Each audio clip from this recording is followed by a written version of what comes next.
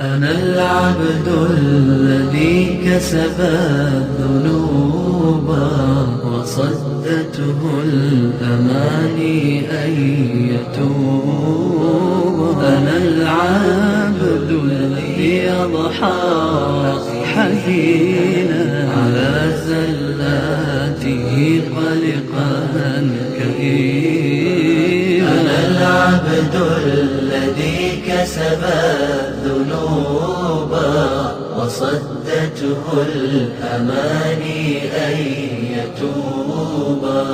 أنا العبد الذي قل اللهم مالك الملك تؤتي الملك من تشاء وتنزع الملك ممن تشاء وتعز من تشاء وتذل من تشاء بيدك الخير إنك على كل شيء قدير. Etqini Muhammed sallallahu aleyhi ve sellem.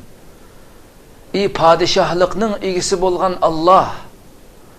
Sen xalığan adamga padişahlıqni berisen, xalığan adamga mülkni berisen, xalığan adamdan bu mülk, bu padişahlıqni tartib alasan sen. Xalığan adamni aziz qilisan, xalığan adamni xar qilisan. Hamma yaxşılıqның, butkul yaxşılıqның xazinasi, hamma yaxşılıq senin qulundadır ey Allah. Sen hakikaten hammaga qodirsan deb etqin deb Allah subhanahu wa ta'ala Peygamberimiz Muhammed sallallahu aleyhi ve sellemge bu şekilde vahiy qilgan. Yana Allah subhanahu wa ta'ala Sure Yasin'da Fesubhanallazi biyadihi melekutu kulli şey'in ve ileyhi turca'un. Allah paktur ki, o Allah şundaq pak Allah ki biyadihi melekutu kulli şey. Kül nersinin melekut, seltaneti, padişahlığı, iyilik, hukuki onun qulida. O Allah'ın qulida. Başqalarının qulida emas. Ve ileyhi turca'un. Onun dergahıga qaytırılıslar. Başqaya qaytmayslar.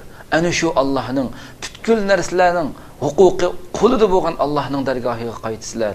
Şu yerga qaytırılıslar deb Allah subhanahu wa ta'ala Sure Yasin'de şundaq deydi. كسب الذنوب وصدته الأماني أن يتوب. أنا العبد الذي أضحى